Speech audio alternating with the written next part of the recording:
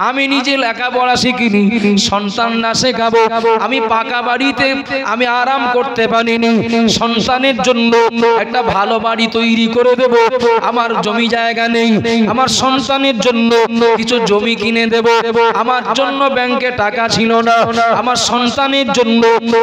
সন্তানের জন্য কিছু টাকা জমাবো।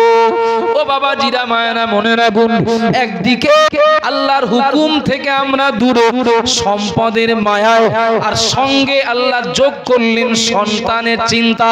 সন্তানের চিন্তা আপনাকেও করতে হবে, আমাকেও করতে হবে, কিন্তু আল্লাহ সাবধান করেছেন সন্তান যেন আমার হুকুম পালন থেকে তোমাদের দূরে না রাখে।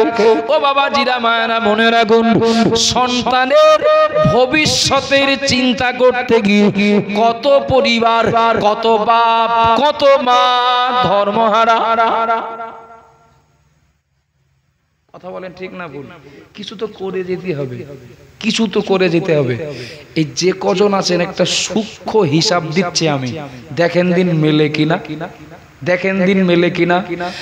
আমার বাপের, আমার দাদার 2 বিঘা জমি ছিল। আমার বাপের আর 2 ভাই 1 বিঘা করে পেয়েছেন। ভালো করে বসবেন। আমার বাপ চিন্তা করেছেন, তাই তো আমি যদি এর সঙ্গে 10 কাঠা জমি যোগ করে যেতে পারি, তা আমার আবার 2টো ছেলে, ওদের যাক 15 কাঠা করে হবে। জমি ছাড়েন, আমার দাদা 2 লাখ টাকা রেখে গিয়েছিলেন, আমার বাপও 1 লাখ পেয়েছেন, চাচাও 1 লাখ পেয়েছেন। বাপের ওই 1 লাখ টাকা হাতে পাওয়ার পরে মাথায় চিন্তা ঢুকেছে, টাকাটা খরচ করার দরকার নেই, রেখে দেই, আমারও তো 2টো ছেলে আছে, এর সঙ্গে আমি যদি কিছু যোগ করে যাই তো ওদের ভবিষ্যৎটা ভালো হবে। আমার বাপ ভালো না খেয়ে, ভালো না পরে, ফেতরা না দিয়ে, কুরবানি না করে, যাকাত না দিয়ে কষ্ট করে সংসার চালিয়ে ওর সঙ্গে 1 লাখ যোগ করে মারা গেলেন। বাপ রেখে গেলেন 2 লাখ, আমরা 2 ভাই পেলাম 1 লাখ করে। এখন আমারও 1 লাখ পাওনা হয়েছে, আমি ওটা সাইড করে রাখলাম। ও টাকাটা, বাপের টাকাটা খরচ না করে ওর সঙ্গে যদি আমি কিছু যোগ করে যেতে পারি, আমার ছেলে পেলে কোন ভালো থাকে। ঠিক করে বলেন দিন, এই মাইন্ড সবার আছে কিনা? আমি এবার ওর সঙ্গে কিছু যোগ করতে যে কত শরীয়তের বিধান অমান্য করি। জমছে বলো, জমতে থাকে বলো। দাদা বড় আশা করে, আমার বাপের ভবিষ্যতের চিন্তা করে, দাদা টাকা খরচ না করে বাপের জন্য রেখে গিয়েছিলেন। আমার বাপ বলো দাদার টাকা ভোগ করিনি, আমাদের জন্য সাইড করেছেন। বাপের টাকা আমরা যখন পেলাম, ভোগ না করে সাইড করছি আমাদের ভবিষ্যতের, সন্তানের ভবিষ্যতের জন্য। রেজাল্ট কি জানেন? নবীর ভবিষ্যৎবাণী আছে, এমন একটা সময় আসবে এইভাবে, আজ গরিব মানুষগুলো ধনী মানুষদের দ্বারে দ্বারে গিয়ে আমার চামড়ার টাকা দেবেন, আমার ফেতরা দেবেন, আমার যাকাতের টাকা দেবেন। ধনীরা গরিবেরা ধনীর দ্বারে দ্বারে যে ভিক্ষা চায়। নবী বলেছেন এমন দিন আসবে ধনীরা গরিব খুঁজবে। অস্বীকার, অবিশ্বাস করবেন না, এটা নবীর ভবিষ্যৎবাণী। আজ ধনীদের কাছ থেকে গরিবরা পেলে খুশি হন, আর সেদিন গরিবরা খুঁজবেন, গরিবদের ধনীরা খুঁজবেন, ধনীরা কোন গরিব খুঁজে পেলে খুশি হবে। আমার কথা বোঝা যাচ্ছে নাকি? একটা ভবিষ্যৎবাণীতে এসে একজন মাথায় একটা টোপলা নিয়ে, টোপলা না কি বলে ওর, হাতে একটা প্যাকেট নিয়ে, এই মাথার টোপলায় টাকা, হাতে প্যাকেটে টাকা নিয়ে 3 রাস্তার মোড়ে এসে ভাববে কোন দিকে যাবো, ওই টাকাগুলো কাঁদ দেবো, কাঁদ দেবো। ভাবতে ভাবতে দেখবে সামনের দিক থেকে একটা লোক আসছে, সেও একই বেশে, তারও মাথায় একটা টোপলা আছে, হাতে একটা প্যাকেট আছে। এই রাস্তায় 3 মাথায় দাঁড়িয়ে থাকা লোকটা, ওই লোকটাকে দেখে ভাববেন এই ফকির একটা পেয়ে গেছি, ওই লোকটার আমি এই টাকাগুলো দিয়ে আমি দায়িত্ব মুক্ত হয়ে সকাল সকাল বাড়ি যাব। আর আসবেন যে লোকটা, এটা নবীর ভবিষ্যৎবাণী, আসবেন যে লোকটা, ওই লোকটা ভাবতে ভাবতে আসবেন, যাক যাক ফাঁস সকালে ফকির পেয়ে গেছি, কোন দিক যাবে লোকটা চিন্তা করছে, আমার এই টাকাগুলো সব ওর দিয়ে সকাল সকাল বাড়ি যাব। দুজনে দিতে আসছেন, বোঝা যাচ্ছে নাকি? এখন ও লোকটা কাছে আসলে এই লোকটা বলবে, ওই তোমার আর কোনো পাড়ায় যেতে হবে না, আমার এইগুলো নিয়ে যাও। কারে কি বলো তুমি? আমি আরো তোমার ফকির মনে করলাম। তোমার এই টাকাগুলো দিয়ে বাড়ি দাও, তোমার ফকির মনে করলে যাও বাদ দাও। আর একটা রাস্তা দিয়ে একই বেশ নিয়ে আরেকজন আসবে, এরা দুজন বলবে যাক ঝামেলা করে লাভ নেই, ভুল বোঝাবুঝি হয়েছে, তো মনে হচ্ছে ওই লোকটা ফকির, দুজনের টাকা সব ওই লোকের দিয়ে বাড়ি যায়। আর যে লোকটা আসছিল তিনিও ধনী, তিনি ভাবতে ভাবতে আসবেন দুই ফকির কে কোন পাড়ায় যাবে মনে আলোচনা করছে, ওদের ভাগ হয়ে যাওয়ার আগে আমার এই টাকাগুলো ওদের ভাগ করে দেয়। কিছু বোঝা যাচ্ছে নাকি? তিনজন এক জায়গায় হওয়ার পরে দেখা যাবে সে নেওয়ার লোক কেউ না, সব দেওয়ার লোক। আর এই সম্পদ জোগাড় করতে যে আল্লাহর কত হুকুম বলো, কত পুরুষ অমান্য করে তা ঠিক নেই। কথা বোঝা যাচ্ছে নাকি? বাস্তব মিলিয়ে দেখেন, এখান থেকে 20 বছর আগে গ্রামে কুরবানি না করা মানুষের যা সংখ্যা ছিল তার তুলনায় এখন বেড়েছে না কমেছে? এত কথা মনে আসে না। খেতে হবে, ক্ষুধা নিবারণ করতে হবে, কিন্তু যখন পেট ভর্তি থাকে তখন যত ভালো খাবারই সামনে আসুক, না খাওয়ার চাহিদাটা প্রকাশ হওয়াটাই স্বাভাবিক। আজকের এই যে সভাটা হচ্ছে, করণীয় একটি মাদ্রাসা বা মক্তবের পক্ষ থেকে। এই মক্তবে কটা বাচ্চা পড়ে যদিও আমি জানি না, কিন্তু যে কটা বাচ্চা পড়ে প্রত্যেকটা বাচ্চার বাড়ি থেকে একজন করে যদি গার্জিয়ান আসতেন, এরপরেও তো এই জায়গাটায় মেহমানদের বসার জায়গা দেওয়া যেত না। হয়তো পরে আসবেন ভাবছেন। বক্তার বক্তব্যের আবেগ তৈরি হয় শ্রোতাদের উপস্থিতি এবং শ্রোতাদের আবেগের উপরে, এটা একদম পরিষ্কার কথা।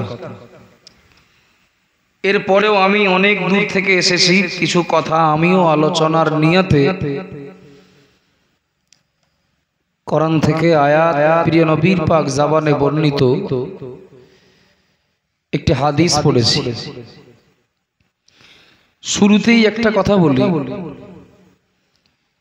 এই পৃথিবীতে আমরা যারাই আছি, দুনিয়াতে আমরা আসার আগে থেকে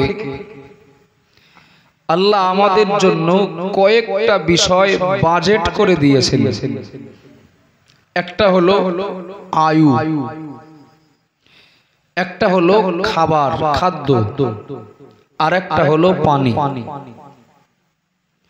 বাকি কিছু থাকলে পরের কথা। আমার বলার বিষয় তিনটে। দুনিয়াতে আপনি আমি আসার আগেই বাজেট হয়ে আসে যে আমি ক বছর বাঁচবো এবং কতটা খাবার খাবো, কতটা পানি পান করব। কোন মানুষ যখন মারা যান, আপনজনেরা কান্নাকাটি করেন, ফেরেশতারা ক্রন্দনরত মানুষগুলোকে ধিক্কার দেন এবং বলতে থাকেন তোমরা কাঁদছো কেন, তোমাদের কি হয়েছে? বলে আবার ফেরেশতারা বলেন যে মানুষটা মারা গেছে এই মানুষটার জন্য যা আয়ু বরাদ্দ ছিল সে তো শেষ হয়ে গেছে, এই মানুষটার জন্য যা খাবার বরাদ্দ ছিল সে তো খাওয়া হয়ে গেছে, এই মানুষটার জন্য যা পানি বাজেট করা ছিল সে তো পান করা হয়ে গেছে, খাওয়াও শেষ, পান করাও শেষ, এর হায়াতও শেষ, তো থাকবে কোন যুক্তিতে? ফেরেশতারা এইভাবে বলে কান্নাকাটি করা মানুষদেরকে ধিক্কার দেন।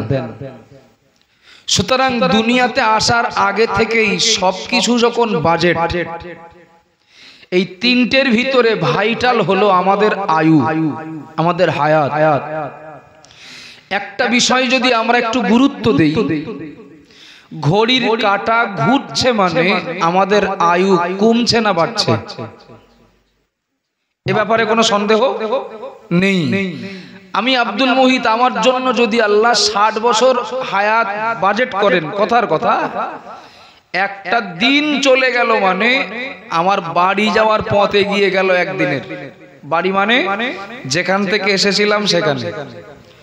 বাচ্চারা দেখবেন ঘুড়ি ওড়ায়, ঘুড়ি যত উপরে উঠুক ঠিক দেখেন সন্ধ্যাবেলা কি সন্ধ্যার আগে যে বাচ্চাটা ঘুড়ি ছেড়েছিল ওই বাচ্চাটার কাছে আবার চলে আসবে। ব্যতিক্রম দড়ি কেটে গেল, সুতো কেটে গেল, ওটা ভিন্ন।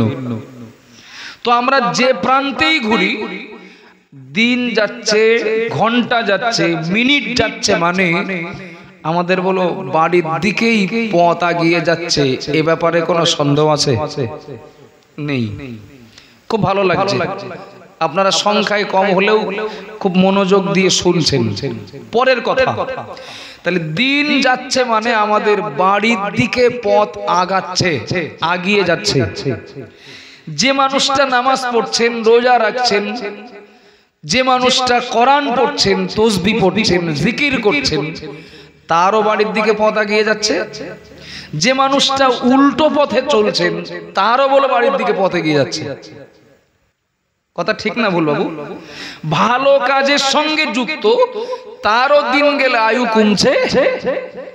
অন্যায় কাজের সঙ্গে যুক্ত, তারও দিন গেলে আয়ু কমছে। ভালো কাজের সঙ্গে যুক্ত থেকে আয়ু শেষ, লোকটা মারা গেলেন। যদি হন তিনি মুসলমান, তাহলে তার গোসল হবে, কাফন পরানো হবে, সম্মানের সাথে জানাজা হবে, কবর দিয়ে দোয়াও হবে। দোয়া হয় এদিকে, দোয়াও হবে।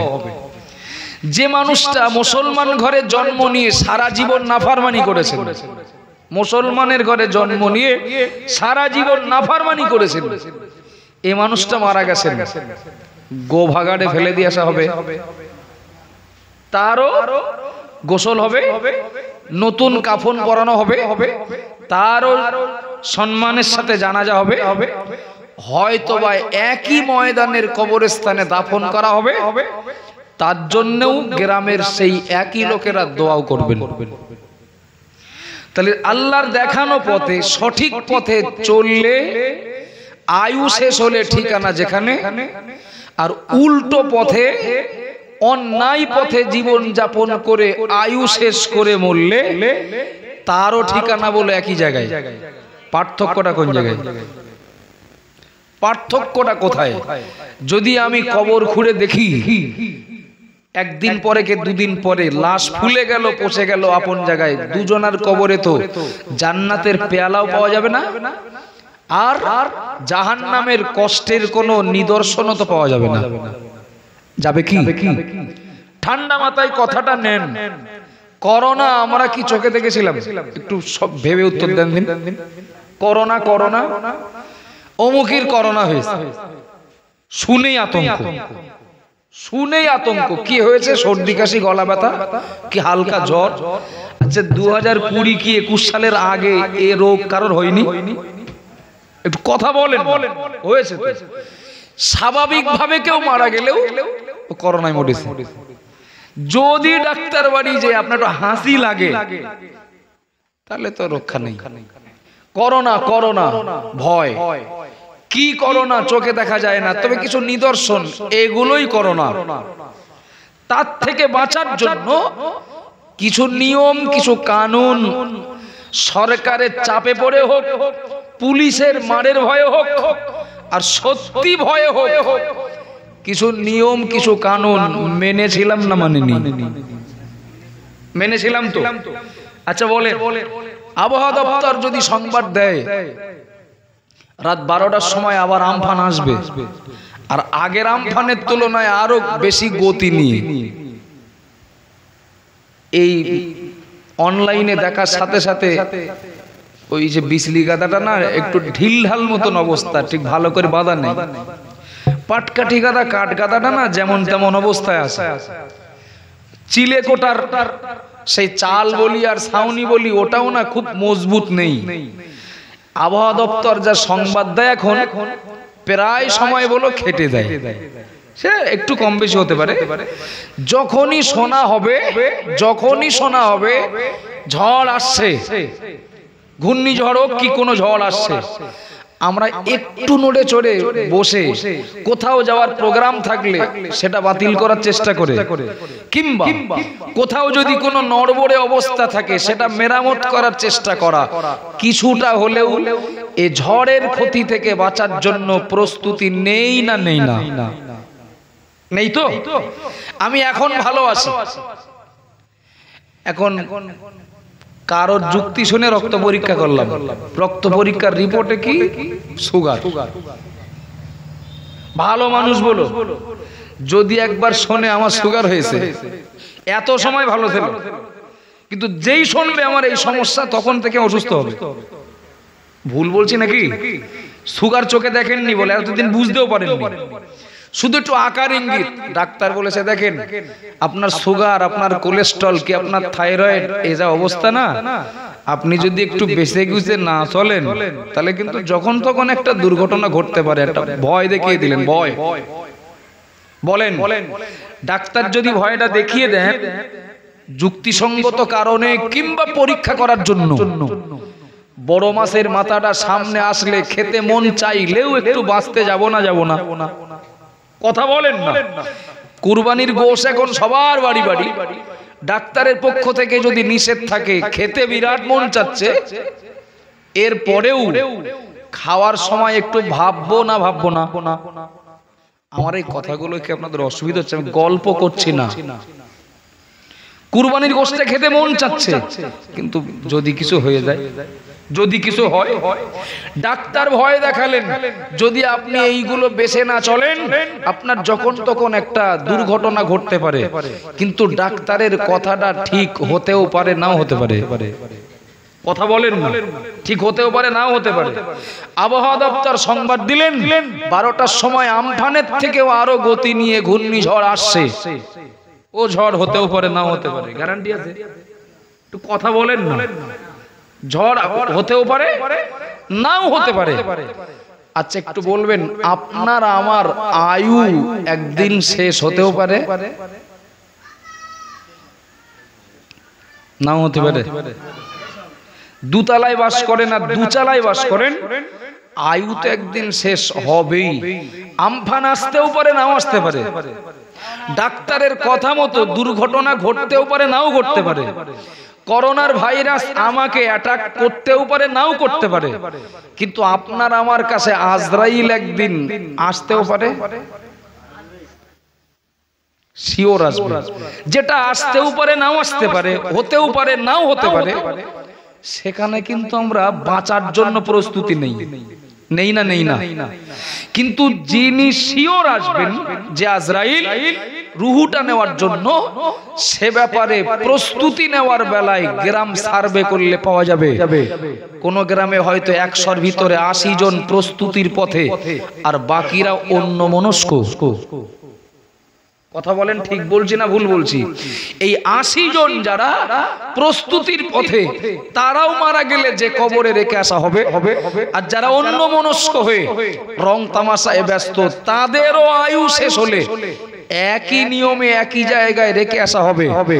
তবে এটা বলো শিওর, বাহ্যিক চোখে আমরা দেখতে না পারলেও ঈমানের বিশ্বাসে আমরা বিশ্বাস করি কবরের ভিতরের দুজনার খবর বলো একরকম হবে না। হবে কি আব্বাজান বারা মনে কি দিন, মা বোনেরা মনে রাখুন, বোঝানোর জন্য বলছি, আপনি আমি যে অবস্থায় দিন কাটাই না কেন, সময় শেষ হলে আল্লাহর কাছে হাজির দিতে হবে। ও বাবা জিনা মায়েরা মনে রাখুন, আপনাদের মসজিদের ইমাম তাকে এবং আমাকে দুজনকে মনে করেন থানার পক্ষ থেকে ডাক দেওয়া হয়েছে। আপনাদের মসজিদের ইমামকেও থানা ডেকেছেন, আমাকেও ডেকেছেন, দুজনকে থানায় হাজির দিতে হবে। থানাটা হলো বসিরহাট। ও বাবা জিরা মায়েরা মনে রাখুন, আপনাদের ইমাম কাছাকাছি বসিরহাট হওয়ার জন্য আমার আগে থানায় পৌঁছে গেলেন, কিন্তু বসিরহাট থেকে আমার বাড়ি অনেক দূর, আসতে আমার একটু দেরি হলো। আপনাদের ইমাম সাহেব বসিরহাটে থানায় পৌঁছে গিয়ে থানার ওসির কামরার দরজায় দাঁড়িয়ে জিজ্ঞাসা করলেন, স্যার আসবো নাকি? স্যার বললেন, হ্যাঁ আসুন, একটু বলবেন নাকি? তিনি যেহেতু ডেকেছেন, ইমাম সাহেব থানার ওসির সামনে গেলে ভিতরে ঢুকতে অনুমতি দেওয়ার পাশাপাশি একটু বসতে দেবেন কিনা? কথা বলে বসতে দেবেন কেন, কি পরে বসতে দেবেন। আমি এসেছি অনেক দূর থেকে, আমিও বলে একই জায়গায় ঢুকেছি, একই জায়গায় এসেছি, তবে আমি দরজা দিয়ে ঢুকিনি, আমি পিছন দিক থেকে জানালা ভেঙে ঢুকেছি, জানালা ভেঙে। আমিও একই জায়গায়, ইমাম সাহেব যেখানে আমিও সেখানে, একই ব্যক্তির ডাকে দুজনাই সাড়া দিলাম। আচ্ছা, দরজা দিয়ে ঢুকে ইমাম সাহেব বসার জন্য চেয়ার পেলেন, আমিও কিন্তু একই জায়গায়, আমার কি দেবেন? আমার কথা কি বুঝতে অসুবিধা হচ্ছে নাকি? আমার কি দেবেন? আমি একই জায়গায় গিয়েছি, আরো অনেক দূর থেকে এসেছি, ঢুকলে কি 7 আপ দেবেন নাকি? কি কারণটা কি? উল্টো রাস্তা দিয়ে গেছি, ওটা তো যাওয়ার রাস্তা না, ওখানে যেতে হবে, ওখানে দেখা দিতে হবে, এটা অর্ডার, কিন্তু দরজা দিয়ে ঢুকতে হবে, জানালা ভেঙে ঢুকলি তো হবে না। একই জায়গায় পৌঁছে গেছি বললি তো হবে না, গিয়েছি কোন পথ দিয়ে? উল্টো পথ দিয়ে যদি যাই একই জায়গায় যাওয়া যাবে, তবে একই জায়গায় গেলেই শুধু হবে না, রাস্তা যদি সোজা রাস্তা দিয়ে না যায় তাহলে বলো ঢুকলি মাস শুরু হবে। আমার কথা বুঝতে অসুবিধা হচ্ছে নাকি? আবার জানবার এমনই কি দিন মা বোনেরা মনে রাখুন, মহান আল্লাহ পাক রব্বুল আলামিন বললেন, মা আতাকুমুর রাসূলু ফাখুযুহু ওয়া মা নাহাকুম আনহু ফান্তাহু। মহান আল্লাহ বললেন, দুনিয়ার ঈমানওয়ালারা মনে রাখো, আমি আল্লাহ বলছি, ইচ্ছা খুশি মতো চলো না। আমার নবী তোমাদেরকে যে রাস্তায় চলতে বলেছেন, যে কাজ করতে বলেছেন, আমার নবী যেটা আদেশ করেছেন ওইটাকে তোমরা গ্রহণ করো। ওমা নাহাকুম আনহু ফান্তাহু, আমার নবী যেটা নিষেধ করেছেন ওটা বাদ দাও। বোঝানোর জন্য সহজে বলছি, আল্লাহ বললেন, তোমাদের সঙ্গে আমার সরাসরি দেখা হয় না, কথা হবে না, আমি আল্লাহ আমার বার্তাগুলো তোমাদের কাছে পৌঁছানোর জন্য আমার নবীকে পাঠিয়েছি। আমার নবী যে রাস্তায় চলতে বলেন ওই রাস্তায় চলো, যে রাস্তায় চলতে নিষেধ করেন ওই রাস্তাটা বাদ দাও। এবার একটু বলবেন নাকি, আল্লাহর হুকুম অনুযায়ী নবী দেখানো পথে চলেন যারা, তারা কবরে যাবেন সোজা রাস্তা দিয়ে, সঠিক রাস্তা দিয়ে যাবেন। উল্টো পথে মদ খেয়ে, গাঁজা খেয়ে, জোয়া খেলে, লটারি কেটেও একই জায়গায় যাওয়া হবে, তবে পিছনের দরজাতে ঢোকাচ্ছে না, উল্টো রাস্তা দিয়ে ঢোকাচ্ছে না। উল্টো রাস্তা দিয়ে ঢুকলে যতই ইমাম সাহেব দোয়া করে চলে আসুক, মার বলো শিওর হবে, হবে না? হবে না? কিছু লোক চিমটি কাটে, চিমটি কাটা কথা বলে, আল্লাহর বিনা হুকুমে গাছের পাতাও নড়ে না। আমি যে আজান হয়েছে চায়ের দোকানে বসে আছি, এমনি আল্লাহর হুকুম আছে তাই আল্লাহ নিয়ে যাচ্ছেন না, তাই যাচ্ছি না। কিছু লোক আছে না, নেই? কেউ বলে মদ খাচ্ছি, আল্লাহর বিনা হুকুমে গাছের পাতা নড়ে না, তা আমার হাতটা যে গাল পর্যন্ত, আল্লাহ শক্তি দিয়েছেন তাই আসছে, আমার দোষটা? হ্যাঁ, কথা ঠিক। পরীক্ষার হলে মাস্টার যদি পরীক্ষার্থীদের সব প্রশ্নের উত্তর লিখে দেন বা বলে দেন, ওটা কি পরীক্ষা? লিখে দেন বা যদি বলে দেন, তাহলে ওটা তো পরীক্ষা হয় না, ওটা তো পরীক্ষা হয় না। লিয়াবলুয়াকুম আইয়ুকুম আহসানু আমালা। আল্লাহ বললেন, দুনিয়াটা তো ভালো কাজ কে কেমন করতে পারো, কতটা করতে পারো, কত সুন্দর করতে পারো, তার জন্য এটা তো পরীক্ষার হল। এখানে মদ খেলেও তার জামার কলার ধরে টানা হবে না, এখানে নামাজ পড়লেও তার জনের দাম দেওয়া হবে না। পরীক্ষার হল, যা পারো ঘন্টা যত সময় না পড়ে তুমি চালিয়ে দাও, অসুবিধা নেই। ঘন্টা পড়ে যাবে যখন, আজরাইল যখন রুহু নিয়ে আসবে, খাতা জমা হয়ে যাবে, তারপরে রেজাল্ট বার হবে, সেই দিন বুঝতে পারবা কার খবর কি। আল্লাহর বিনা হুকুমে গাছের পাতাও নড়ে না, তার মানে এই না আল্লাহ ঘাট ধরে মসজিদে ঢোকাবেন। আল্লাহর বিনা হুকুমে গাছের পাতা নড়ে না, তার মানে এই না আল্লাহ জামার কলার ধরে ঘর থেকে বার করে সবাই এনে বসাবে। এ তো উত্তর লিখে দেবো, একটু কথা বলেন। কেউ লটারি কাটলে তার হাত থেকে আল্লাহ লটারি ছিনিয়ে নিয়ে তার হাতে কোরআন ধরিয়ে দেবেন না, এ তো উত্তর লিখে দেওয়ার মতো কথা। বলেন ঠিক না ভুল? রাস্তা বলে দেওয়া হয়েছে, কোন রাস্তায় যাবে। ব্যক্তি স্বাধীনতা, ধর্ম নিয়ে জোর জুলুম নয়।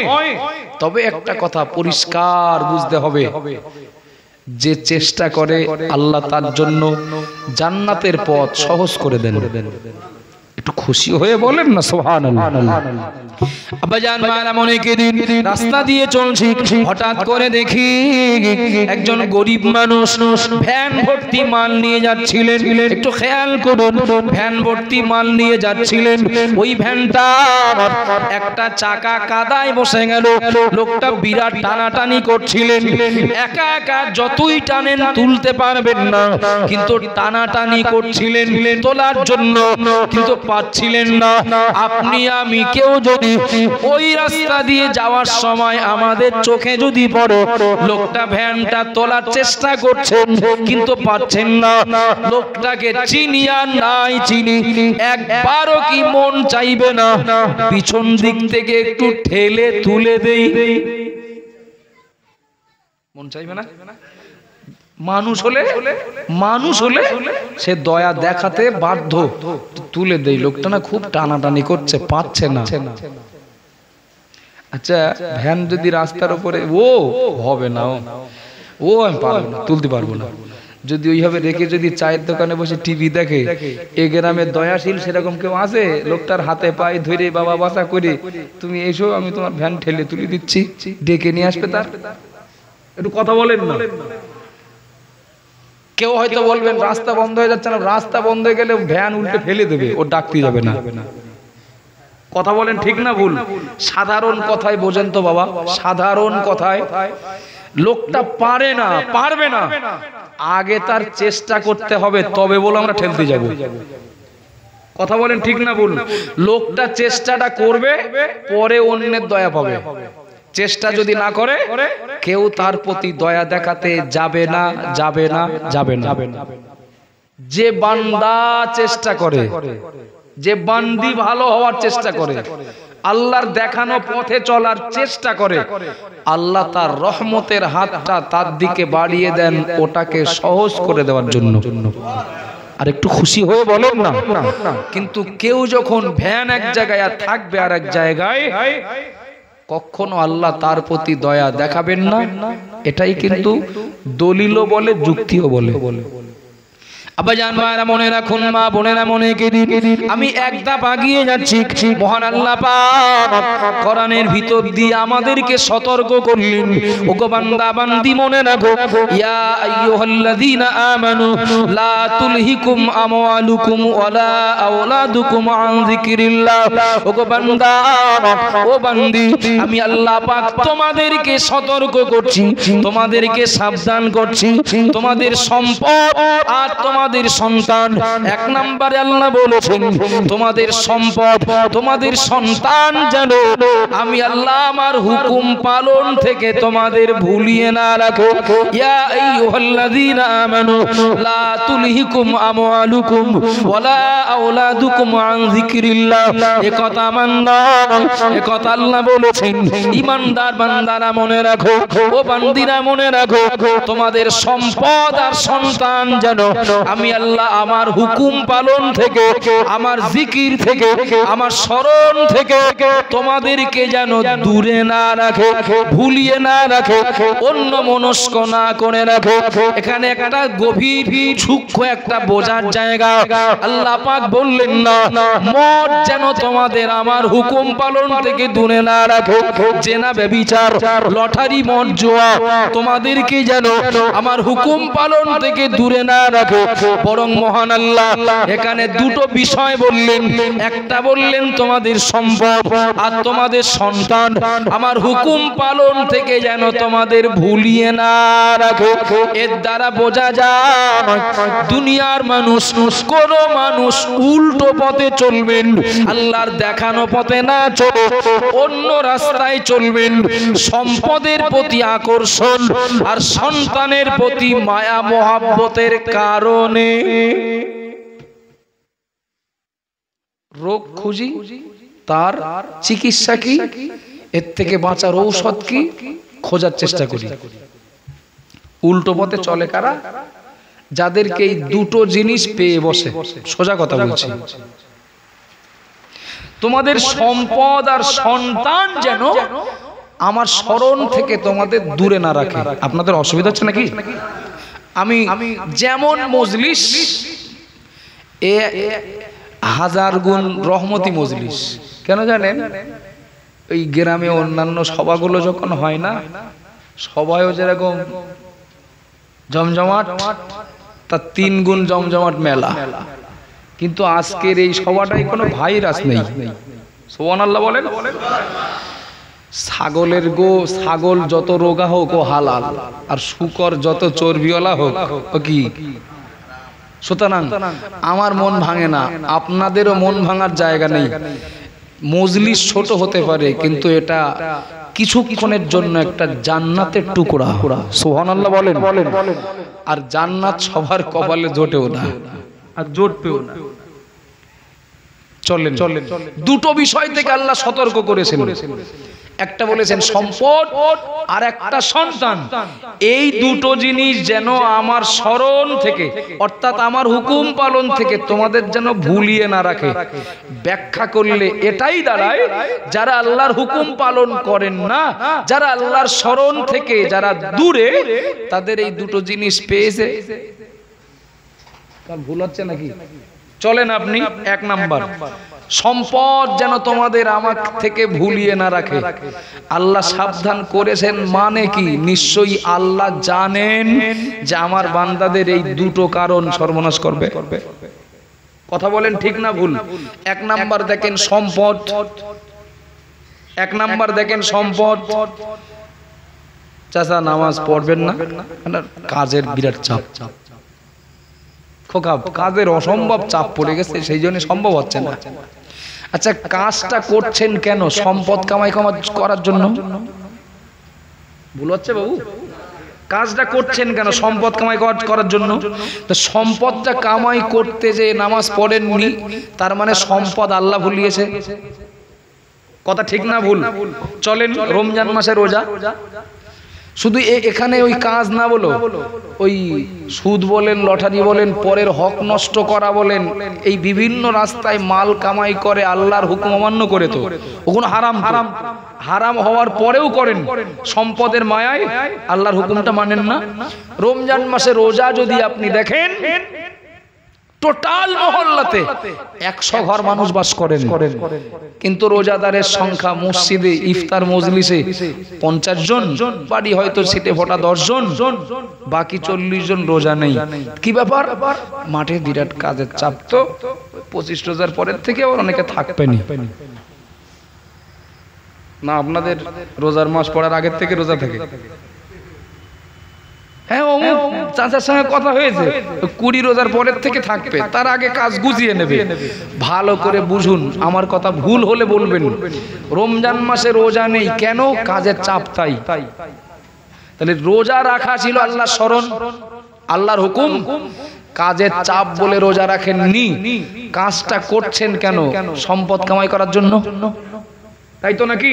তাহলে ওই সম্পদ কামায়ের নেশা আল্লাহর হুকুম রোজা রাখা থেকে দূরে রেখেছে। কথা ঠিক না ভুল? চলেন, যাকাত কার উপরে ফরজ? এক কথায় সাহেবে নেশাব ব্যক্তির উপরে যাকাত ফরজ। সাহেবে নেশাব হলেন শতকরা 2.5 টাকা, হাজারে 25 টাকা যাকাত দিলেন না। কেন দেননি? যাকাতটা দিতে হবে, এটা ছিল আল্লাহর হুকুম, আল্লাহর স্মরণ। দেননি কেন? হাজারে 25 টাকা চলে যাবে, লাখে 2,500 চলে যাবে, তাই কি না?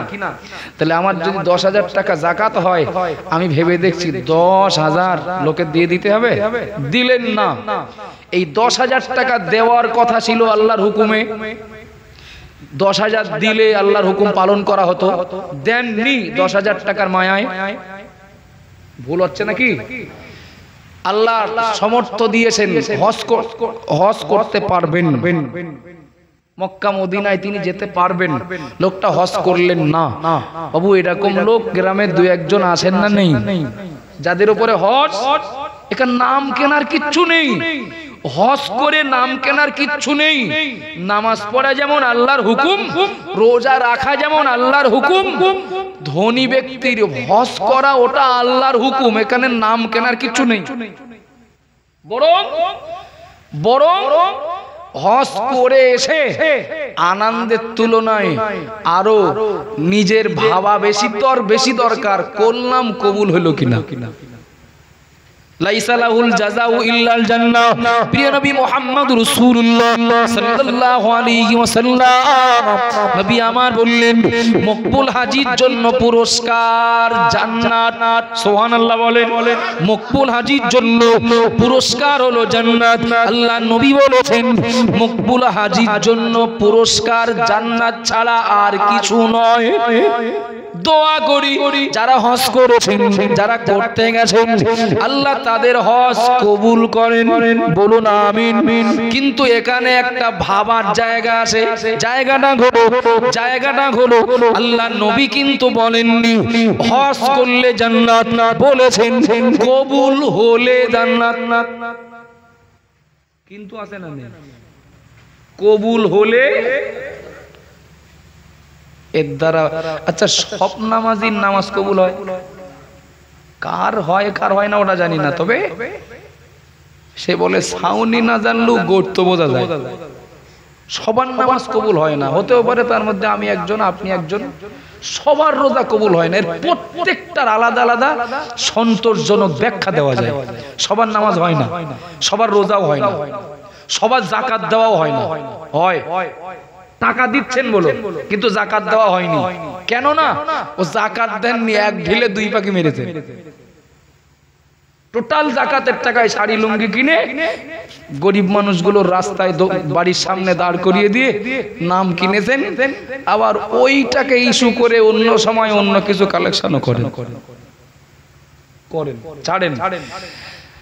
হজ হুকুম আসে করেছি, হুকুম আসে করতে হবে, নাম কেনার কিচ্ছু নেই। এরপরেও সমাজের কিছু মানুষ আছেন সমর্থবান হওয়ার পরেও হজ করেন না। কেন করেন না? টাকা। আমি যদি হজ করতে যাই কম বেশি রানিং 5 লাখ টাকা খরচ আছে, 5 লাখ টাকা খরচ আছে। তাই তো 5 লাখ টাকায় হজ না করে যদি রাস্তার ধারে কাটা 2 জমি কিনে রাখি, সময় মতো কাজে লাগবে। কোরআনের কথা মিলছে? একটু কথা বলেন না। রামনগর গ্রামের মানুষ আপনারা অবুঝ না, যথেষ্ট পরিমাণে ধর্ম সম্পর্কে জানেন, বোঝেন। এই নিজেরা বাপ বেটা ভাই একটু আলোচনা করছি। তাহলে যে মানুষটার সামর্থ্য ছিল মক্কা মদিনায় যাওয়ার, গেলেন না, সম্পদের মায়ায় আল্লাহর হুকুমটা ছাড়লেন। কথা ঠিক বলছি না ভুল বলছি? আল্লাহ সাবধান করেছেন, সম্পদ যেন আমার হুকুম থেকে তোমাদের দূরে না রাখে। সত্যি বলেন, যারা আল্লাহর হুকুম থেকে দূরে, আল্লাহর শরণ থেকে দূরে, সম্পদ তাদের কাল হয়েছে কিনা? হয়েছে তো। চলেন দ্বিতীয় কথা, তোমাদের সন্তান যেন আমার হুকুম থেকে, আমার শরণ থেকে তোমাদের দূরে না রাখে। আব্বা জান, মারা মনে রাখুন, মা বোনেরা মনে কিছু মনে নেন না। প্রত্যেকটা বাপ মায়ের চিন্তা করো। এখানে আমি বাদ কিছু দিলে ভালো হতো, না দিয়ে সব বলছি। প্রায় সব বাপ মার মানসিকতা এটাই, আমাদের যেমন ভাবে চলে চলুক, আমার সন্তান যেন ভালো থাকে। আমি নিজে লেখাপড়া শিখিনি, সন্তান না শেখাবো? আমি পাকা বাড়িতে আমি আরাম করতে পারিনি, সন্তানের জন্য একটা ভালো বাড়ি তৈরি করে দেব। আমার জমি জায়গা নেই, আমার সন্তানের জন্য কিছু জমি কিনে দেব। আমার জন্য ব্যাংকে টাকা ছিল না, আমার সন্তানের জন্য কিছু টাকা জমাবো। ও বাবা জিরা মায়েরা মনে রাখুন, একদিকে আল্লাহর হুকুম থেকে আমরা দূরে, সম্পদের মায়ায়, আর সঙ্গে আল্লাহ যোগ করলেন সন্তানের চিন্তা। সন্তানের চিন্তা আপনাকেও করতে হবে, আমাকেও করতে হবে, কিন্তু আল্লাহ সাবধান করেছেন সন্তান যেন আমার হুকুম পালন থেকে তোমাদের দূরে না রাখে। ও বাবা জিরা মায়েরা মনে রাখুন, সন্তানের ভবিষ্যতের চিন্তা করতে গিয়ে কত পরিবার, কত বাপ, কত মা ধর্মহারা। কথা বলেন ঠিক না ভুল? কিছু তো করে যেতে হবে, কিছু তো করে যেতে হবে। এই যে কজন আছেন একটা সূক্ষ্ম হিসাব দিচ্ছে আমি, দেখেন দিন মেলে কিনা, দেখেন দিন মেলে কিনা। আমার বাপের, এই আমার দাদার 2 বিঘা জমি ছিল। আমার বাপের আর 2 ভাই 1 বিঘা করে পেয়েছেন। ভালো করে বসবেন। আমার বাপ চিন্তা করেছেন, তাই তো আমি যদি এর সঙ্গে 10 কাঠা জমি যোগ করে যেতে পারি, তা আমার আবার 2টো ছেলে, ওদের যাক 15 কাঠা করে হবে। জমি ছাড়েন, আমার দাদা 2 লাখ টাকা রেখে গিয়েছিলেন। আমার বাপও 1 লাখ পেয়েছেন, চাচাও 1 লাখ পেয়েছেন। বাপের ওই 1 লাখ টাকা হাতে পাওয়ার পরে মাথায় চিন্তা ঢুকেছে, টাকাটা খরচ করার দরকার নেই, রেখে দেই, আমারও তো 2টো ছেলে আছে, এর সঙ্গে আমি যদি কিছু যোগ করে যাই তো ওদের ভবিষ্যৎটা ভালো হবে। আমার বাপ ভালো না খেয়ে, ভালো না পড়ে, ফেতরা না দিয়ে, কুরবানি না করে, যাকাত না দিয়ে কষ্ট করে সংসার চালিয়ে ওর সঙ্গে 1 লাখ যোগ করে মারা গেলেন। বাপ রেখে গেলেন 2 লাখ, আমরা 2 ভাই পেলাম 1 লাখ করে। এখন আমারও 1 লাখ পাওনা হয়েছে, আমি ওটা সাইড করে রাখলাম।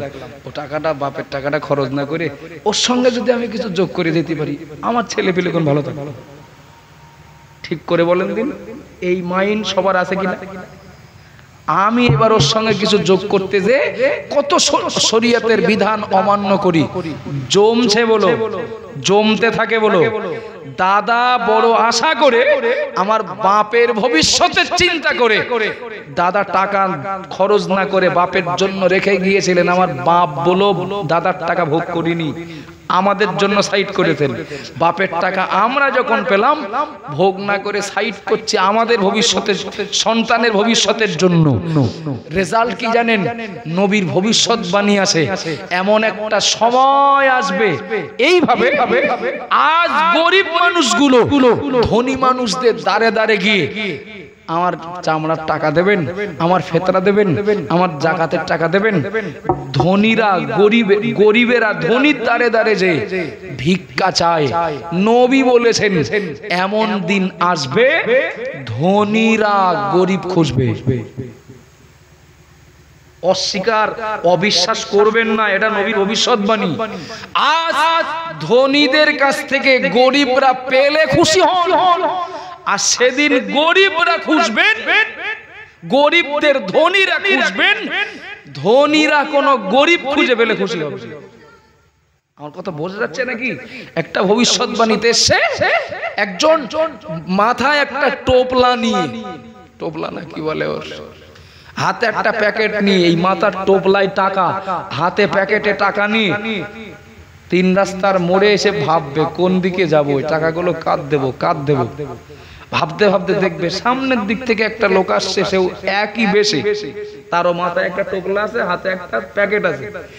এই রাস্তায় 3 মাথায় দাঁড়িয়ে থাকা লোকটা, ওই লোকটাকে দেখে ভাববেন এই ফকির একটা পেয়ে গেছি, ওই লোকটার আমি এই টাকাগুলো দিয়ে আমি দায়িত্ব মুক্ত হয়ে সকাল সকাল বাড়ি দেব। আর আসবেন যে লোকটা, এটা নবীর ভবিষ্যৎবাণী, আসবেন যে লোকটা, ওই লোকটা ভাবতে ভাবতে আসবেন, যাক ফাঁস সকালে ফকির পেয়ে গেছি, কোন দিক যাবে লোকটা চিন্তা করছে, আমার এই টাকাগুলো সব ওর দিয়ে সকাল সকাল বাড়ি দেব। দুজনে দিতে আসছেন, বোঝা যাচ্ছে নাকি? এখন ও লোকটা কাছে আসলে এই লোকটা বলবে, ওই তোমার আর কোনো পাড়ায় যেতে হবে না, আমার এইগুলো নিয়ে দাও। কারে কি বলো তুমি? আমি আরো তোমার ফকির মনে করলাম, তোমার এই টাকাগুলো দিয়ে বাড়ি দাও, তোমার ফকির মনে করলে, যাও বাদ দাও। আর একটা রাস্তা দিয়ে একই বেশ নিয়ে আরেকজন আসবে, আরেকজন আসবে, এরা দুজন বলবে যাক ঝামেলা করে লাভ নেই, ভুল বোঝাবুঝি হয়েছে, তো মনে হচ্ছে ওই লোকটা ফকির, দুজনের টাকা সব ওই লোকের দিয়ে বাড়ি যায়।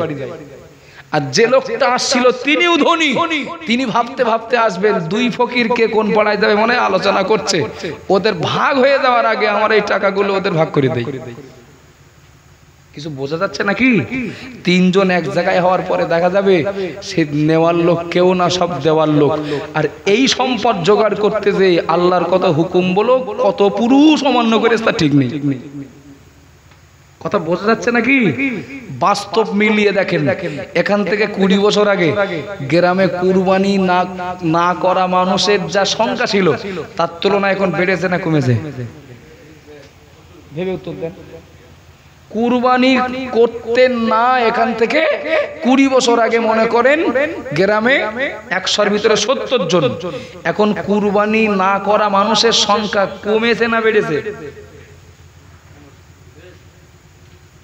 কুরবানি না করা মানুষ কমেছে, কুরবানি করা মানুষ বেড়েছে। আমি এই চোখে দেখেছি ছোটবেলায় ওই গোশ নেওয়ার জন্য কলার পাতা নিয়ে সব লাইনে ঈদগায় বসে থাকতো। 100 গ্রাম 200 গ্রাম করে গোশ দেবে, কখন দেবে সেই অপেক্ষায়, এ পাড়াতে ও পাড়ায় সে পাড়াতে ঘুরে ঘুরে কেজি খানা হয়তো হইলো। এখন কত টাকা করে হয়?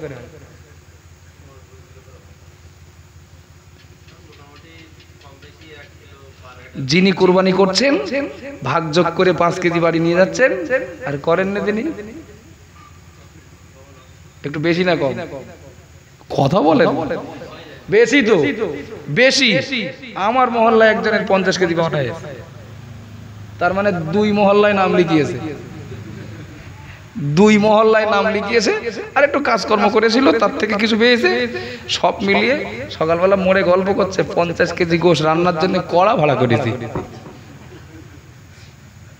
ভাবেন তো, আজকের কুরবানি করা লোকের সংখ্যা যদি এই গ্রামে টোটাল 100 পরিবার যদি থাকে, 100 পরিবারের ভিতরে এবছর যদি কুরবানি করেন 50 জন, আগামী বছর একজন বাড়বে না কমবে? কুরবানি করার লোক আর না করার লোক কমবে। এখান থেকে 10 বছর পরে দেখবেন কুরবানি করছে 80 জন, করছে না 20 জন। আরো যখন আরো আগেই যাবেন, ওই দিন বেশি দূরে না, নবীর ভবিষ্যৎবাণী আমাদের চোখেই হয়তো দেখা মিলবে। গরিব মানুষরা দাও দাও করবে না, ধনীরা বলবে নাও নাও। কথা বলেন, ঠিক বলছি না ভুল বলছি? চলেন, আল্লাহ সাবধান করেছেন, সম্পদ আর সন্তান যেন আমার হুকুম পালন থেকে তোমাদের দূরে না রাখে। এই দুটোই বলো তোমাদের সর্বনাশ করবে। অমাইয়াফআল যালিকা ফাউলাইকা হুমুল খাসিরুন। আমার এই কথা যদি না শোনো তাহলে তোমরা কিন্তু ক্ষতিগ্রস্ত হবে। অর্থাৎ এই কাজ যদি তোমরা করো তাহলে তোমরা ক্ষতিগ্রস্ত হবে। কিছু মনে নিলে হবে না। আল্লাহর দেখানো পথে চললেও আমার মরণ একদিন হবে, তবে সোজা রাস্তা দিয়ে গন্তব্যে যাওয়া হবে। আর যদি উল্টো পথে স্বেচ্ছাচারিতার জীবন যাপন করে যদি মরি, একই জায়গায় যাওয়া হবে, তবে উল্টো রাস্তা দিয়ে যাওয়ার জন্য ঢুকলেই মা শুরু হবে। আব্বাজান ভাইরা মনে কি দিন, মা বোনেরা মনে রাখুন, আরেকটু সামান্য আগিয়ে যাচ্ছি। মহান আল্লাহ পাক যখন আদমকে সৃষ্টি করার ইচ্ছা প্রকাশ করেছিলেন, ফেরেশতারা বাধা দিয়েছিলেন, আপত্তি করেছিলেন। আল্লাহ পাক আপনি মানুষ সৃষ্টি করবেন না, ওরা দুনিয়ায় গিয়ে ফিতনা ফাসাদ মারামারি অশান্তি কাটাকাটি করবে। আল্লাহ বলেছিলেন ইন্নী আ'লামু মা লা তা'লামুন, ও আমার ফেরেশতারা আমি যা জানি তোমরা তা জানো না। একটু খেয়াল করুন, আল্লাহ পাকের এই জবাব এটাই প্রমাণ করো ফেরেশতারা ধারণা করেছিলেন যে মানুষ আল্লাহ সৃষ্টি করার ইচ্ছা করছেন, এ মানুষের দ্বারা অন্যায় কাজ হবে। আল্লাহ বলেছিলেন আমি যা জানি তোমরা তা জানো না।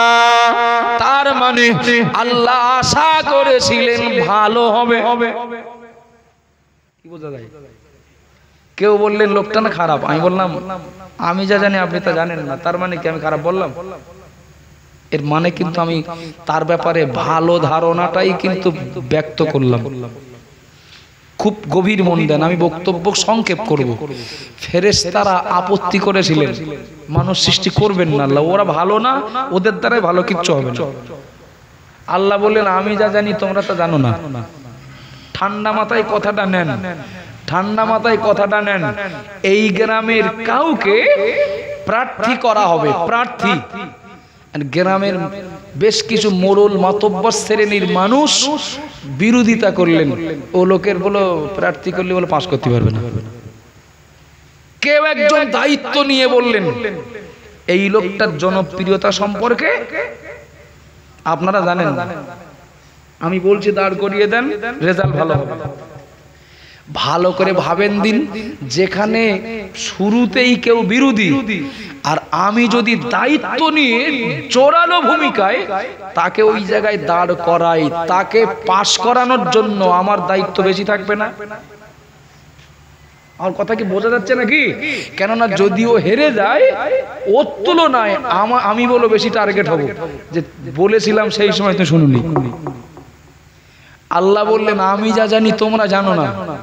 এই কথা বললেন আল্লাহ, মানুষ বানালেন, আদমকে বানালেন তাই না, ফেরেশতাদের থেকেও আল্লাহ আদমের সম্মান, মনুষ্য জাতির সম্মান ফেরেশতাদের থেকেও আল্লাহ বাড়িয়ে দিলেন। একটু খুশি হয়ে বলেন, যে মানুষকে ফেরেশতারা সৃষ্টি করতে নিষেধ করেছিলেন, আল্লাহ ফেরেশতাদের কথাকে না নিয়ে সেই মানুষ সৃষ্টি করে, সেই মানুষের সম্মান ফেরেশতাদের থেকেও আল্লাহ বাড়িয়ে দিলেন।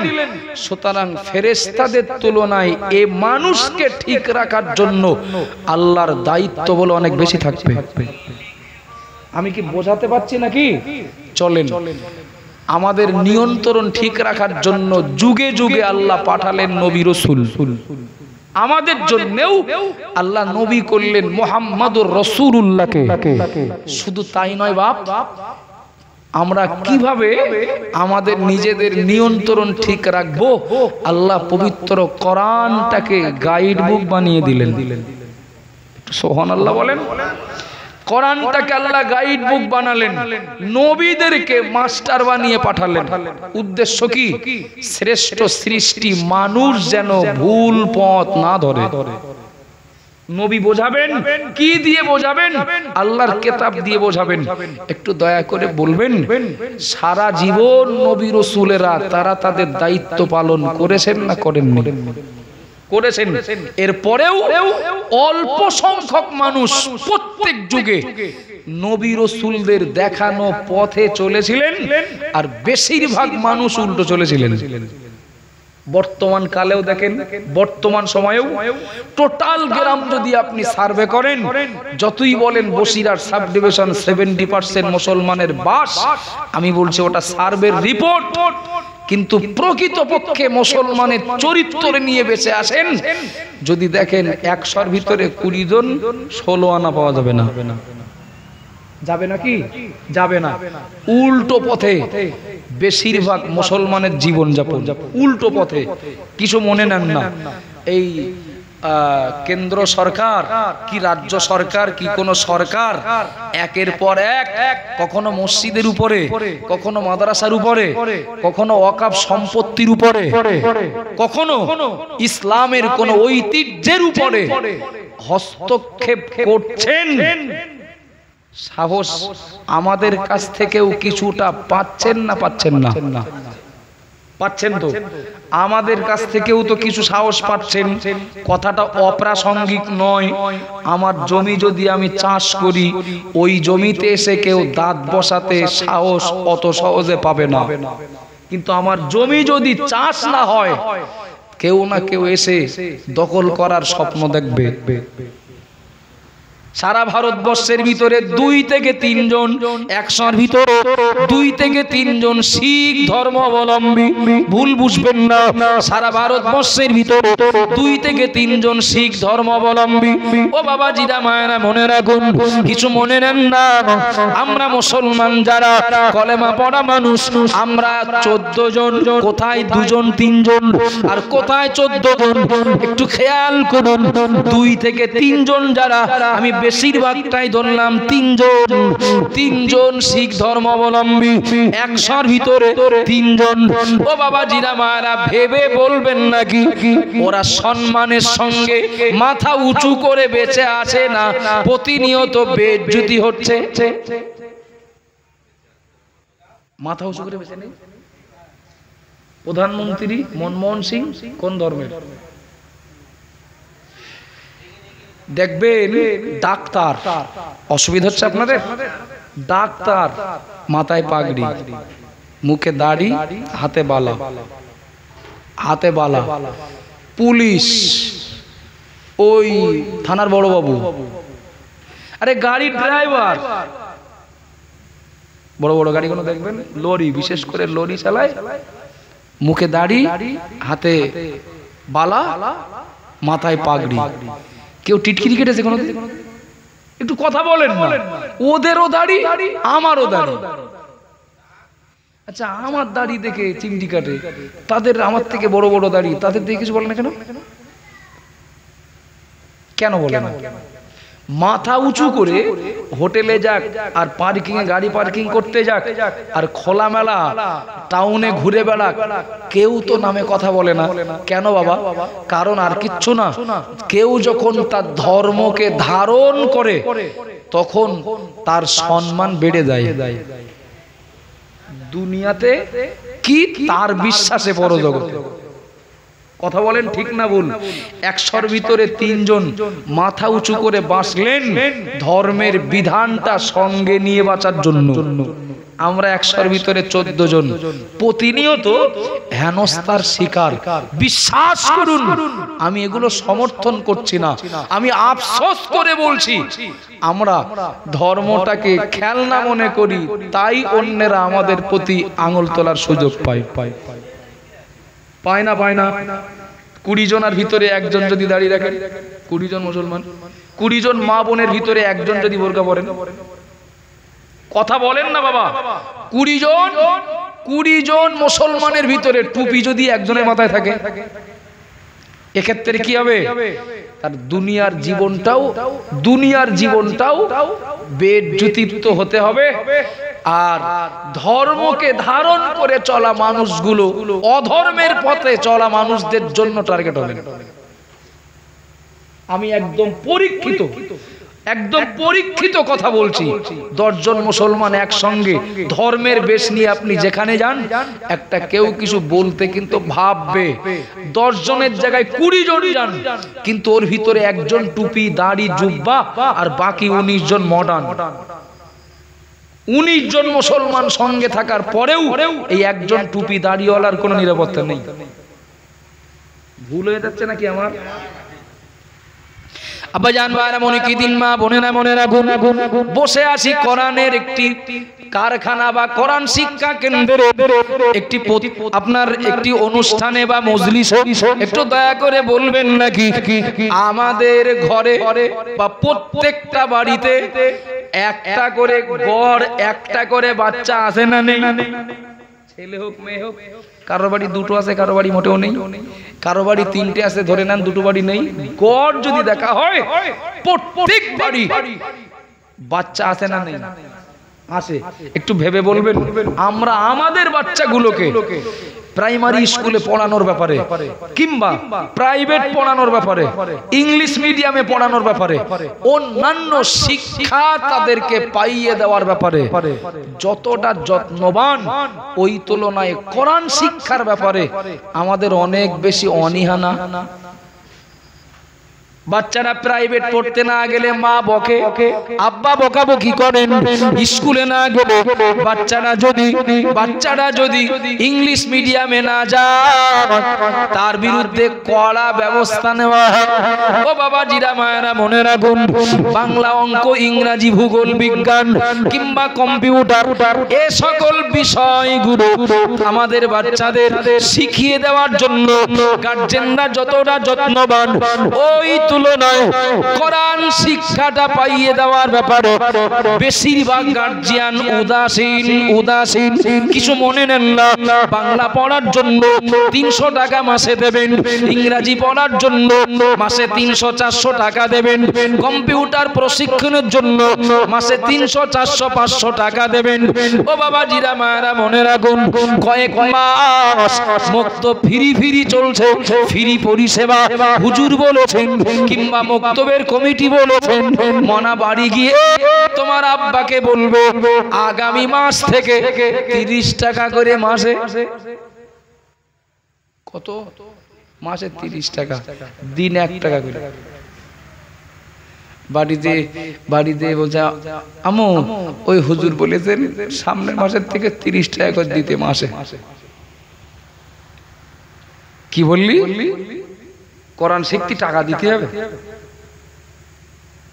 কোরআন শিখতে টাকা দিতে হবে? তো যেতে হবে না কালকের থেকে। যেন ভাববেন না আমি বিরাট ভুলভাল কথা বলে পাপ জোগাড় করছি।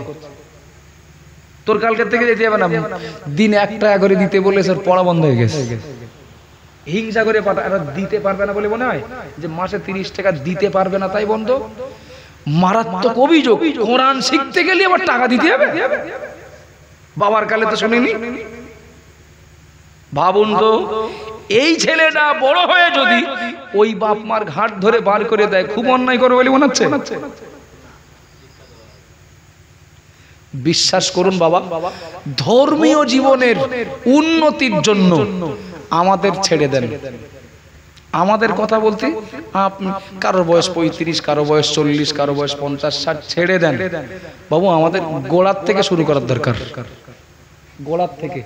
বিশ্বাস করুন, ওই ওপরে একটা মাটির কলসি ছুঁড়ে দিলাম, তলায় পড়লো, বেশ ভেঙে চুরে একটা সাইজ দিয়ে আসলো। কি বলে ওর ওই মাছ টাছ ধই, আরে মালসানা কি বলে না, ওপরে একটা কলসি ছুঁড়ে দিলাম, নিচে পড়ে ভেঙে মালসা হয়েছে।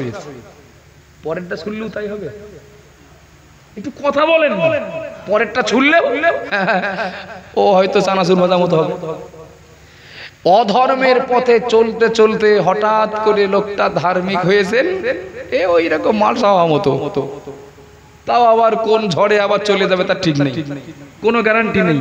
বিশ্বাস করুন, ধর্মীয় জীবনের উপরে মজবুত কদমে যদি কাউকে দাঁড়াতে হয়, বাপ মায়ের গুরু দায়িত্ব পালন করে সন্তানকে ছোটবেলা থেকে তৈরি করতে হবে। ভুল হয়ে যাচ্ছে আমার। বিশ্বাস করুন, ছোট বাচ্চাটা ও কিচ্ছু জানে না, ওর নামটাও লিখতে পারে না, মোবাইল চালাতে শেখেনি। মোবাইল চালাতে শেখেনি। ছোট বাচ্চাটা হামাগুড়ি দিয়ে ও মোবাইল চালাচ্ছে, ওই ইউটিউব চালাচ্ছে। শুধু যা আসে তাই না, ওর চাহিদা মতো চেয়ে দেখে, চাহিদা মতো চাই। একটু আল্লাহকে সাক্ষী রেখে বলবেন যে ওই বাচ্চাটা, ও আমার বাচ্চা মোবাইল না দিলে কাঁদে, ও মোবাইল না দিলে ভাত খায় না। আচ্ছা, ও মোবাইল চিনলো কি করে? চিনিয়েছে কে? অস্বীকার করা যাবে? কে চিনিয়েছে? আব্বা মা চিনিয়েছে তো, হয় আব্বা নাই মা। বাপের বলো সময় নেই, বাপেরও সব সময় নেই। যত বাচ্চারা মোবাইল চিনেছে বুঝেছে, এই 100টা বাচ্চার ভিতরে আমি দায়িত্ব নিয়ে বলতে পারি 95টা বাচ্চা মোবাইল শিখেছে মার কাছে। কান্নাকাটি করছে তো এ এমন জাদু দেন, ঠান্ডা, সারাদিন ভাত না দিলেও কিছু বলবে।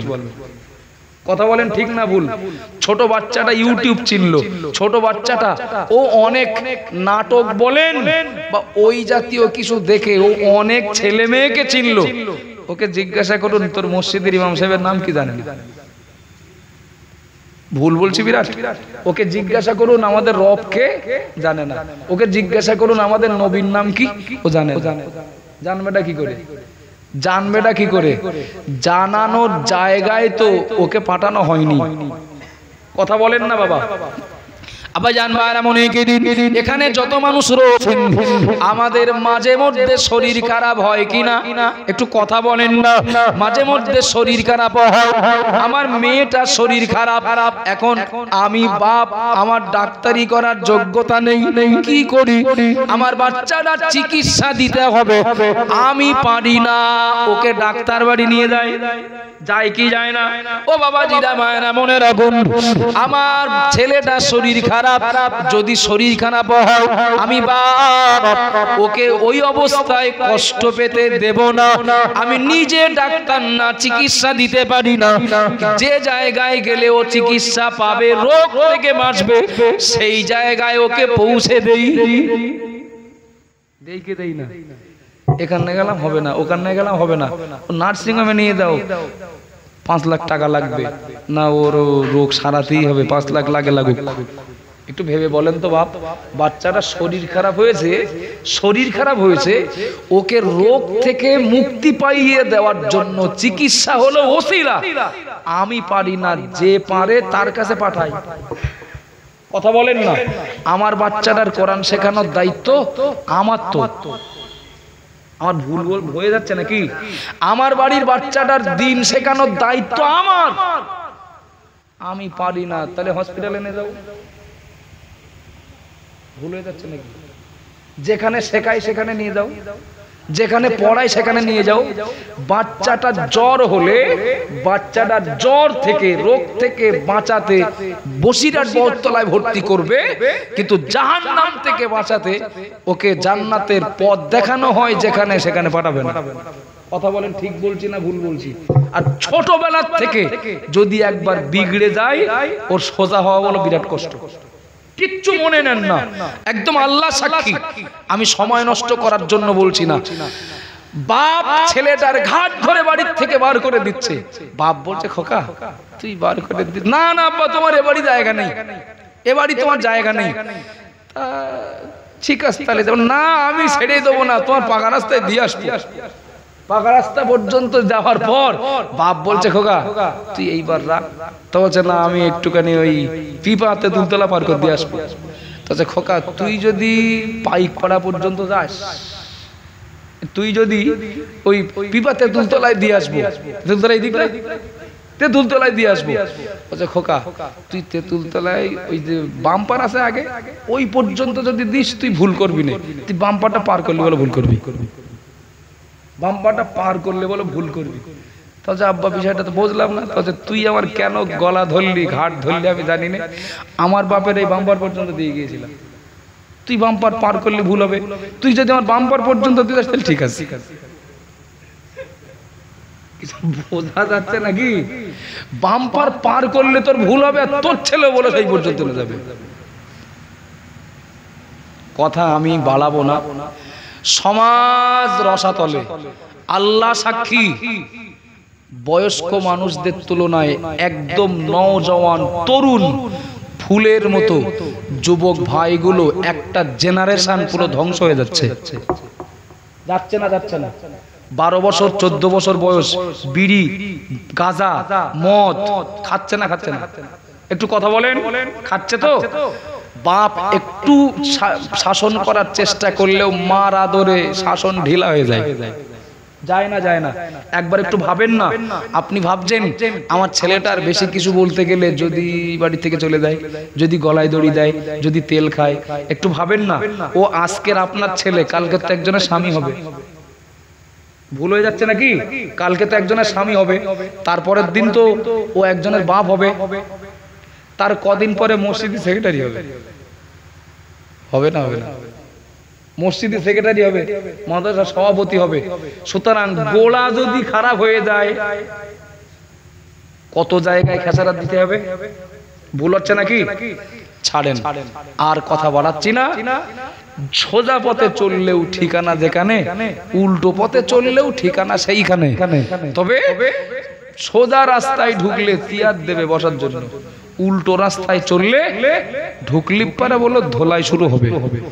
অন্তত পক্ষে আমরা গার্জিয়ান যারা আছি, আমাদের জ্ঞান বুদ্ধির নিরেখে আমরা কোনটা সাদা কোনটা কালো এটা যখন বুঝি, কোনটা লাভ কোনটা লস এটা যখন বুঝি, কোনটা সাদা কোনটা কালো কোনটা পরিষ্কার এটা যখন বুঝি, অন্তত আমাদের বিবেকটাকে কাজে লাগিয়ে চলাটা যদি হয় উল্টো পথে, বিবেকটাকে বোঝাই ইমাম জামার কলার ধরবে না, মাদ্রাসার শিক্ষক জামার কলার ধরবে না, তবে উল্টো পথে চলে গেলে জামার কলার জায়গায় কিন্তু ধরা হবে। নিজের বিবেকটাকে কাজে লাগিয়ে উল্টো পথ ছেড়ে অন্তত আল্লাহর নির্দেশ অনুযায়ী নবীর দেখানো পথ ধরি, আল্লাহ চাইলে পিছনের ভুল আল্লাহ মাফ করবেন। একই সঙ্গে আমরা গার্জিয়ান যারা আছি, আমি হাতে না আমি পায়ে ধরে বলবো, নিজের বাড়ির তুলনায় মক্তবটার যত্ন নেন। নিজের বাড়ির তুলনায় মুক্তবটার যত্ন নেন। বিশ্বাস করুন, কোরআন আমাদের জন্য আল্লাহর পক্ষ থেকে একটা গাইড বুক। এই মুক্তব থেকে পড়ে যাওয়া বাচ্চাটা যেদিন হাই স্কুলে পড়বে, আমি দায়িত্ব নিয়ে বলতে পারি, মুক্তবে না পড়া বাচ্চাটা হাই স্কুলের বাথরুমে দাঁড়িয়ে পেশাব করলেও মুক্তবে পড়া বাচ্চাটা বসে পেশাব করবে। কথা বলেন না? স্কুলের গেটের সামনে মুক্তবে না পড়া বাচ্চাটা ও দাঁড়িয়ে আখের রস খেলেও মুক্তবে পড়া বাচ্চাটা বসে খাবে। কথা বলেন ঠিক না ভুল? মুক্তবে না পড়া বাচ্চাটা মাস্টারের মাথায় ইট মারলেও এই মুক্তবে পড়া বাচ্চাটা হুজুর শিখিয়েছিলেন শিক্ষককে সম্মান করবে। করবে না? করবে না? মুক্তবে পড়া বাচ্চাটা কোরআন যার সংস্পর্শে, বিশ্বাস করুন ওই বাচ্চাটার দ্বারা আব্বা মা গুরুজন ব্যক্তি যারা আশা করা যায় তারা নিরাপদে থাকবে। সুতরাং আমার শেষ নিবেদন এটাই, আমরা চেষ্টা করি একদিকে যেমন আমাদের চলার পথ ভুল হলে ওটা সোজা করার নিজ দায়িত্বে, কেউ জামার কলার ধরবে না।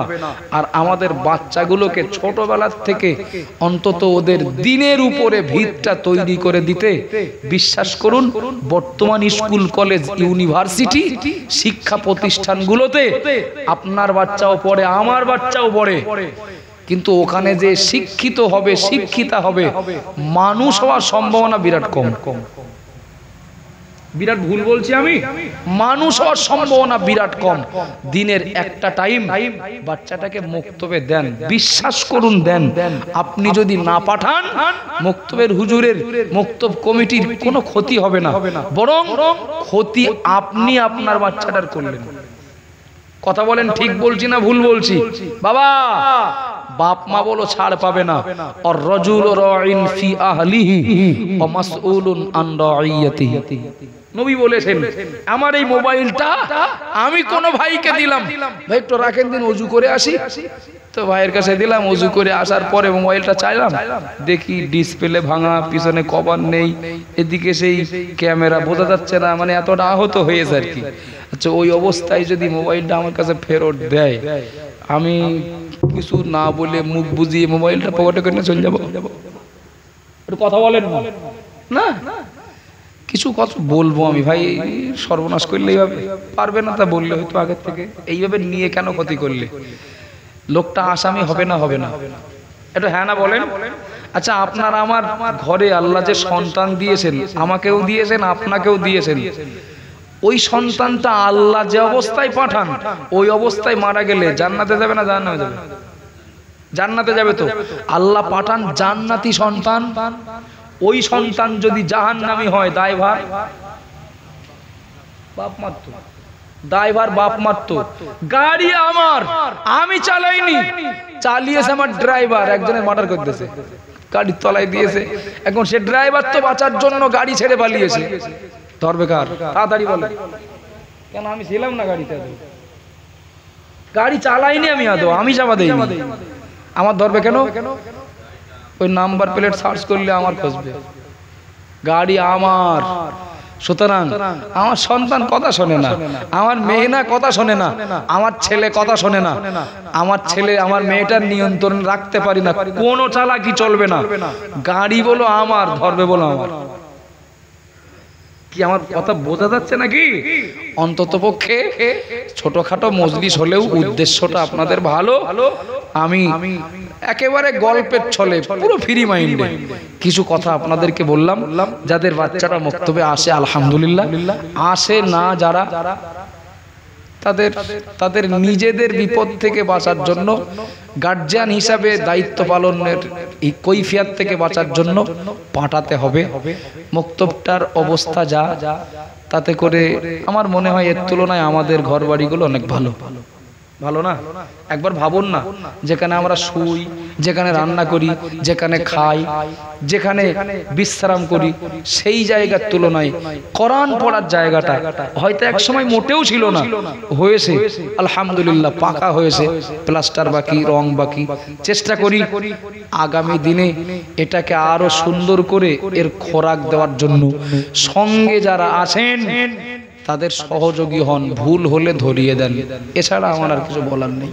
আসুন প্রিয় নবীর প্রতি মহব্বতে দাঁড়িয়ে একটু সালাম পড়ি। ইয়া নবী সালাম।